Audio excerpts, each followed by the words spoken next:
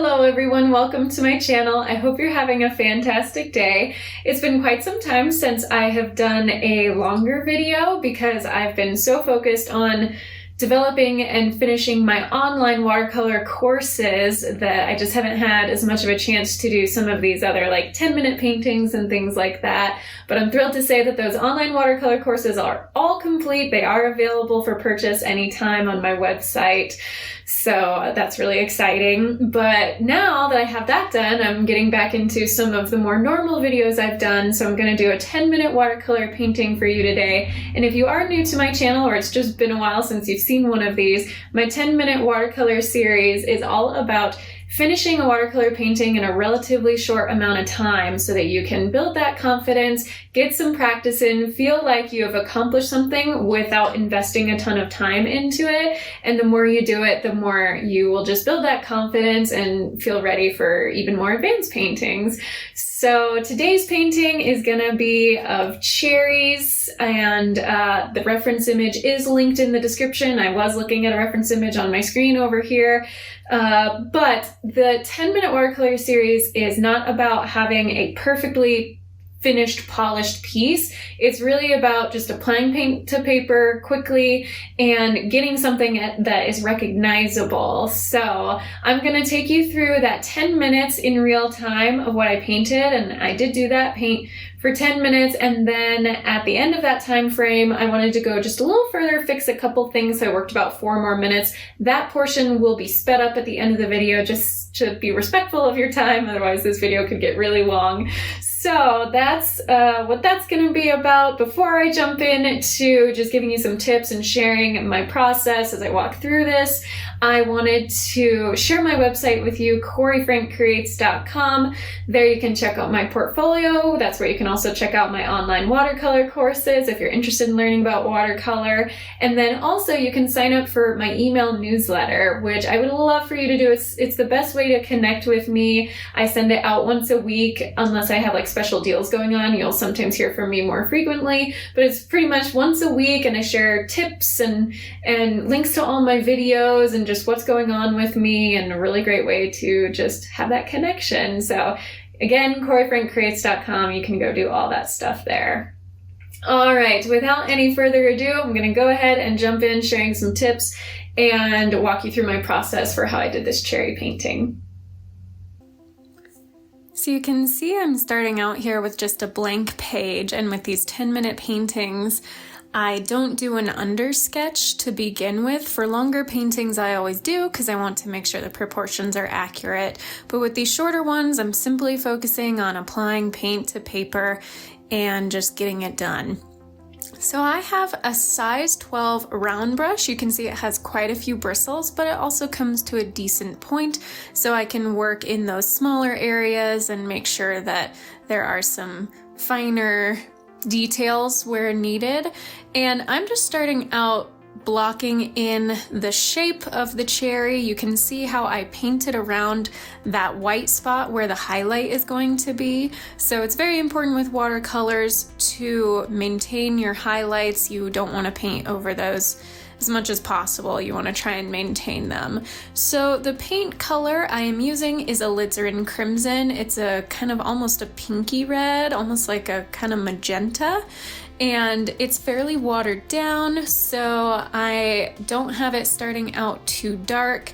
And again, just blocking in the shape, you can see how I'm kind of using the tip of the brush for those edges, just to make sure that I kind of don't go beyond the areas I want to paint. And making sure that I also maintain a spot where that stem is going to be at the top of the cherry.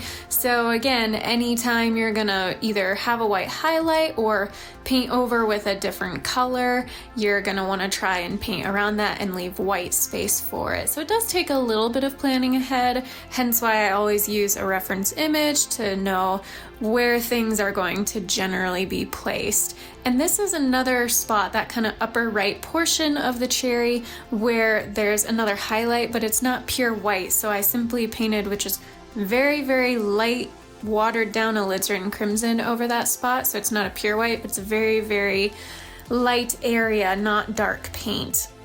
And working wet into wet here, so I already have wet paint on my paper surface, and I'm going in with thicker alizarin crimson color so that just starts getting more dimension. And I'm working relatively quickly with a more realistic painting. Excuse me, you would want to work a little longer and kind of allow time for some of these layers to dry. But in the meantime, I'm using some wet into wet, letting those colors flow into each other naturally, which creates a kind of nice gradient, so you get some of those nice smooth transitions between light and dark color. And I went in that really dark tone at the upper left was my a sort of deep violet. The name of the paint is escaping me at the moment. It will probably pop up later. So it was that really deep kind of reddish violet color. And then I went in with a paint called Brown Madder, Madder, which is almost this like super deep rusty brick red. So it has some kind of rusty orange tones. And that's just really kind of bumping up the darkness. Now you can see I slightly covered over some of that white where the highlight is, and that's okay. Again, it doesn't have to be perfect. I do wind up going back later and kind of lifting some of that paint to get a little more of the white back.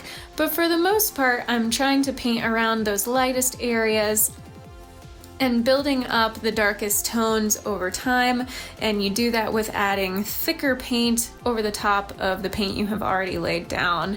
And those are really the three colors I use. So alizarin crimson, that brown madder, and then I remember it's called Caput Mortuum or Caput Mortuum. I'm not sure how to pronounce it, quite frankly, but CAPUT space MORTUUM violet. That is the name of that paint. So in case you're interested in buying it yourself, you know how it's spelled. So here I am just going in and kind of getting a little more color in that highlight area. It's not a pure white. And also if you look at the original image, there is this kind of distinction between sort of the reflected light onto that bottom half of the cherry, hence why it's a little lighter than that top portion. So on the top portion, you have some really deep, rich color along with those couple of dramatic highlights. And then just this slightly lighter portion on the lower half of the cherry where the reflected light is. And then right at the bottom, it's going to be a little darker because that's where it starts meeting the surface it's sitting on, and you have that deep shadowed area. So I kind of blocked in that first cherry shape, and now I'm going into for the second one, and that second cherry by its side is just a little bit larger. So same kind of principles that I was doing with that first one, kind of blocking that outside edge and then painting around the areas where I want those finest highlights. I did start with slightly darker paint this time. Again, typically with longer paintings, I start out with really, really light color and build up the dark values over time. But when you're working fairly quickly, you can kind of skip some of those steps a little bit. But the principle is there where you kind of start out with your loose washes and your base color, and then build up your other tones and build up the deepest tones and shadows over time.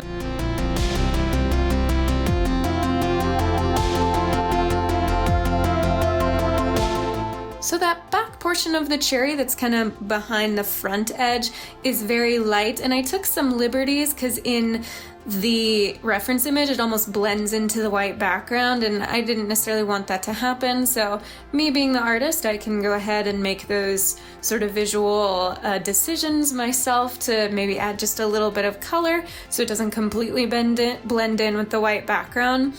And also you can see the same thing with some of that Caput Mortuum violet and the brown madder on that top half, going in with that really thick color, and then using the wet into wet technique to kind of blend it into the rest of the color I'd already laid down. So going in with fairly thick paint, and then for any of those edges that are maybe a little too sharp, going in with just a damp brush over the edge of the paint to kind of smooth it out. And yep, you can see again just that like really deep rich color in the top half. slightly lighter on the bottom half for that reflected light, and then that highlight on the right isn't a pure white, so it's very lightly filling it in, smoothing the edge of the highlight with my brush so it's not like a stark difference of the white against the reddish pink color. There's a little bit more of a transition where the color fades to white, where that pure white highlight is. And then I kind of, after working a little bit on that second cherry, went back. Some of my paint had dried. Most of my paint had dried on that first one.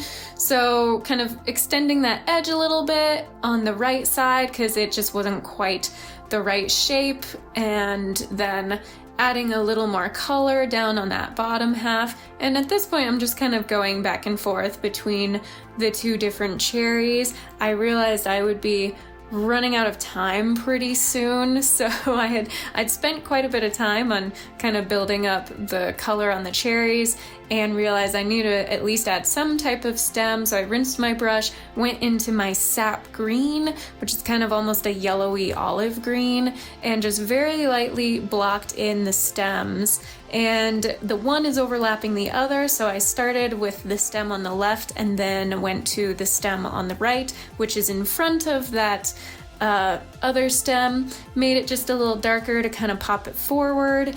And again, not worrying too much about perfection, but trying to have a little sense of dimension where maybe one side of that stem is a little more shaded, so it gives you this sense that it's not just a flat shape, it has a little bit of a cylindrical shape. Using my raw sienna, which is kind of a golden brown color for that tip, and then going in with some raw umber here. That might have been burnt umber actually. Either one. The burnt umber is a little bit more of a warm brown and the raw umber is a cooler brown. So just going in and adding a little bit of that. And I wanted to add the shadows down at the bottom to ground these cherries. So I got fairly thick black paint and then just went right along those bottom edges. And then there's kind of multiple shadows being cast here. So there's the main cast shadow right where the cherry meets the surface, and then you have some of those overlapping shadows. So I just very gently added some lighter color there, and then did my signature. Now I rushed it a little bit, so I wasn't staying quite on the tip, so the signature is not quite as careful as normal, but that's okay. I was running out of time.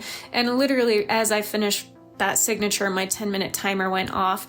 So I went back and realized the shape of the cherry on the right needed a little refining. That edge on the right side was a little squashed, so I extended it. Also darkened up the very bottom portions of the cherry just to kind of get better shadowing, and same with that top half, really bumping up the saturation of that deep kind of reddish pink color at the top, and that just kind of like makes it look more complete, bumps it up to the next level.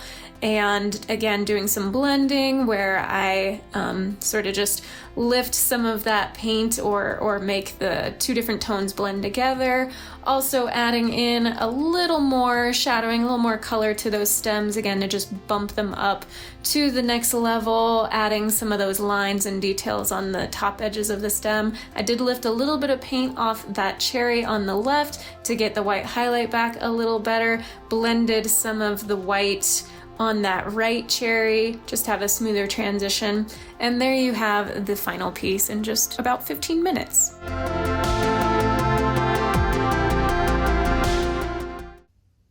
Thank you so much for watching. Hope you enjoyed that video and found it helpful. If you did, please give this video a thumbs up. Go ahead and subscribe to my channel if you haven't already. I'd really appreciate it. Until my next one, be kind to yourself, be kind to others. God bless, and I will see you soon.